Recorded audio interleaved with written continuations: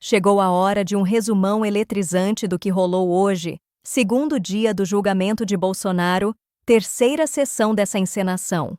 Ontem tivemos espetáculo pela manhã e também à tarde, e agora mais uma dose teatral pela manhã. O segundo dia termina com falas inflamadas de 4 advogados. Então, vamos ao resumo do que explodiu hoje. Tudo iniciou com o advogado do general Heleno, Matheus Milanês, que virou sensação nas redes, o melhor disparado do começo do dia.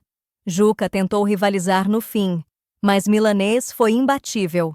Técnico, firme, advogado de Heleno, exaltado pela direita por ter sido sóbrio e por escancarar erros grotescos e a farsa desse processo. Veja o que disparou Leandro Russell. O advogado do general Heleno é o primeiro a fazer uma defesa legítima, expondo o tribunal de exceção e o absurdo do show trial, recusando-se a ser cúmplice desse teatro macabro, dessa vergonha nacional. E o que Milanês falou? Denunciou que não houve acesso às provas, ponto martelado por todas as defesas. Além disso, trouxe um dado explosivo. Alexandre de Moraes age como juiz inquisidor, fabrica provas e por isso é suspeito, rasgando a imparcialidade. Trouxe números estarrecedores. 302 perguntas feitas por Moraes às testemunhas contra apenas 59 da PGR. Sim, Moraes interrogou mais que o próprio acusador, posando de investigador. 302 contra 59. Milanês ainda citou o ministro Fux, lembrando o julgamento claro. O juiz não pode substituir a atuação do acusador. Em outras palavras, o magistrado não pode ser protagonista, polícia e acusador ao mesmo tempo. E com números, mostrou que foi exatamente o que ocorreu. Moraes tomou para si o comando do processo.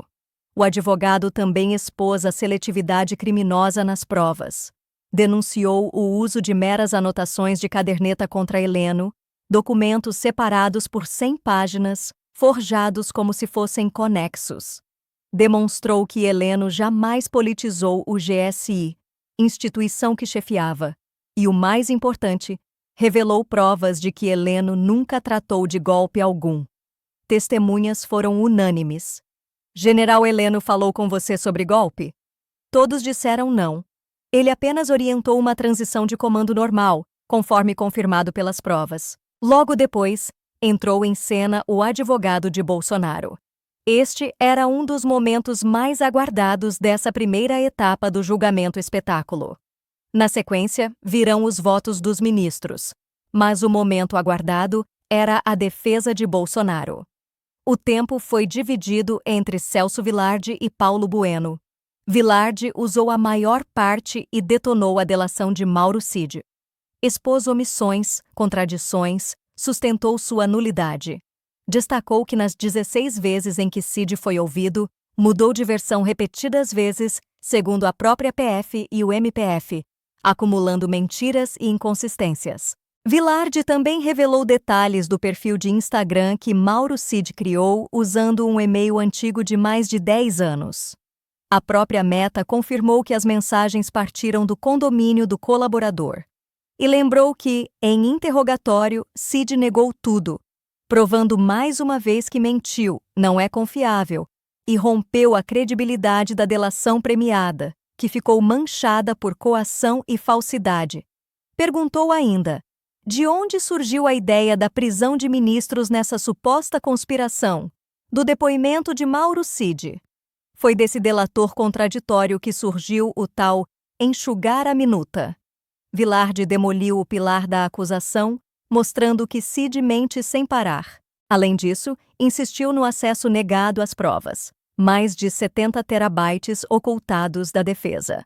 Citou jurisprudência de Gilmar Mendes, onde se afirma que nem MP nem polícia decidem que provas a defesa pode ou não consultar. Portanto, não cabia ao juiz impedir. O Supremo, ao validar esse absurdo, entra em contradição consigo mesmo. Vilardi ainda trouxe decisão de Toffoli. Sendo o interrogatório ato probatório, as defesas deveriam poder perguntar. Aqui não puderam. Um absurdo que atropela a própria regra do STF. Para fechar, Vilarde reafirmou: a defesa apresentou provas da transição pacífica do poder e da condução normal das Forças Armadas. Já a acusação só mostrou atos preparatórios, sem qualquer violência. E o show de horrores continua! Você acredita nisso? Pois é, ele teve a coragem de dizer, pasmem, que o que a acusação está jogando no ventilador é que aquela famigerada live, investigada pelo TSE, a tal reunião com ministros, o encontro com embaixadores e até a reunião de 7 de dezembro seriam o começo de um golpe de Estado. Isso mesmo, início da execução de um atentado violento contra o Estado Democrático de Direito. Sim, isso que você leu. E aí ele solta essa pérola. Mas cadê a violência? Onde está a grave ameaça? Segundo ele, e com base na letra fria da lei, esses crimes exigem violência real ou ameaça séria. Mas o que se viu? Nada. Neca de pitibiriba. Então ele conclui, com cara de quem fez o dever de casa. Não dá para dizer que começou um crime desses numa simples live de TSE, onde não rolou nem grito mais alto. E pasme de novo. Vilarde ainda arremata dizendo que, se o Ministério Público estiver certo, spoiler, não está, o que houve foram só uns atos preparatórios. E olha só, sem violência. E que, vejam vocês, por uma escolha do próprio Congresso Nacional, tais atos preparatórios não são crimes no Brasil. Palmas para o bom senso jurídico, que parece ter tirado férias da acusação. Aí chega Paulo Bueno, outro advogado do Bolsonaro, e repete o mantra. O que existiu foram atos preparatórios. Ponto final. E se, por algum milagre torto, isso fosse considerado crime, teria que ser aplicada a tal da desistência voluntária que está no artigo 15 do Código Penal. A lógica? Simples. Se alguém começa um crime e depois desiste por vontade própria, não pode ser punido por esse crime, a não ser, é claro, que tenha cometido outro crime no meio do caminho, o que, segundo ele, não aconteceu aqui. E ele não parou por aí. Soltou um argumento que, olha, ninguém esperava. O presidente tem a prerrogativa constitucional de substituir os comandantes militares. Ou seja, se esses tais comandantes estivessem atrapalhando um suposto golpe, bastava demitir todo mundo. Troca geral. Mas, atenção, Bolsonaro não trocou ninguém. O que isso prova? Que ele não quis levar nada adiante. Simples assim. E aí, como se já não bastasse, entra em cena o terceiro réu, com seu advogado, o Dr. Andrew Fernandes Farias, defendendo o general Paulo Sérgio Nogueira, ex-comandante das Forças Armadas. E adivinha o que ele diz? Que existe a tal prova dos 9, de que Paulo Sérgio não participou de golpe nenhum. E como ele explica isso? Simples. Se o general foi pressionado, se tentaram forçá-lo a embarcar no tal plano, isso só prova uma coisa: que ele resistiu. Olha a lógica brilhante aí. O advogado praticamente abraçou a narrativa da acusação e ainda disse: tudo bem, o golpe foi tentado, mas o meu cliente estava contra. Foi o único a fazer isso, aliás. Totalmente dissonante do resto. Ele então foi lá, bem organizado, e listou os 4 tentáculos da acusação para mostrar que Paulo Sérgio nunca atacou as urnas, nunca agiu contra o processo eleitoral e mais, tentou convencer o presidente e os outros de que não era por aí. Participou até da redação do discurso de Bolsonaro, admitindo a derrota para Lula. E segundo ele, o general jamais admitiu qualquer medida golpista. Aí chega o momento esperado, a defesa de Braga Neto com o advogado Juca. E olha, a coisa pegou fogo.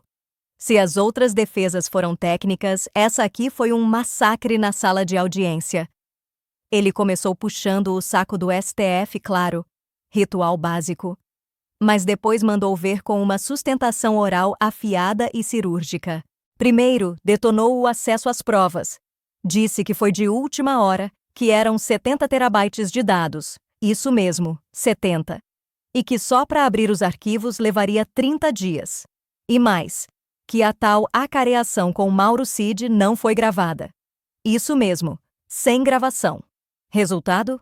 Ninguém pode saber que Mauro Cid ficou ali cabisbaixo, envergonhado, tremendo nas bases quando confrontado por Braga Neto. Sem gravação, sem verdade, apenas narrativa. E aí veio o ponto alto. Ele partiu para cima do acordo de delação de Mauro Cid. Acusou de tudo: falta de provas, ausência de voluntariedade, e disse que é só uma novela mal contada. Citou até o áudio em que Cid diz: Alexandre de Moraes era a lei. E arrematou com veneno: se isso não é coação, eu não sei mais o que é. Falou também dos segredinhos que Mauro Cid andou trocando com terceiros, o que por si só quebra o acordo e prova que havia, sim, coação envolvida. E quanto às provas contra Braga Neto? O que tem são 8 prints. 8. Apenas isso. E não são prints de um grupo de planejamento do apocalipse, não. São 8 prints com um único interlocutor. Segundo o Juca, o Ministério Público quer enfiar Braga Neto na cadeia com 30 anos de carreira só por isso. 8 prints trocados em 4 dias. Cadê a cadeia de custódia? Cadê a origem confiável dos prints? Pois é, não tem.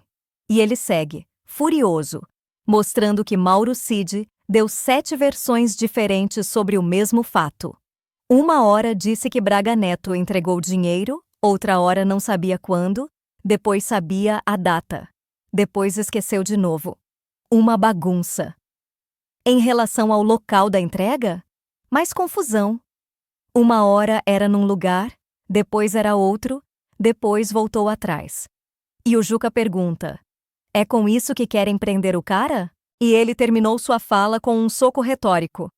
Essas falas cambaleantes, contraditórias, são suficientes para colocar na cadeia o meu cliente com mais de 30 anos de serviços prestados ao país? Indignação pura. E finalizou lembrando de novo os 80 terabytes, e que contra seu cliente só existem 8 prints, com um interlocutor, em conversas soltas, sem qualquer contexto, sem nenhuma comprovação de autenticidade. Juca então destruiu a delação de Mauro Cid, como quem passa um trator por cima de um castelo de areia.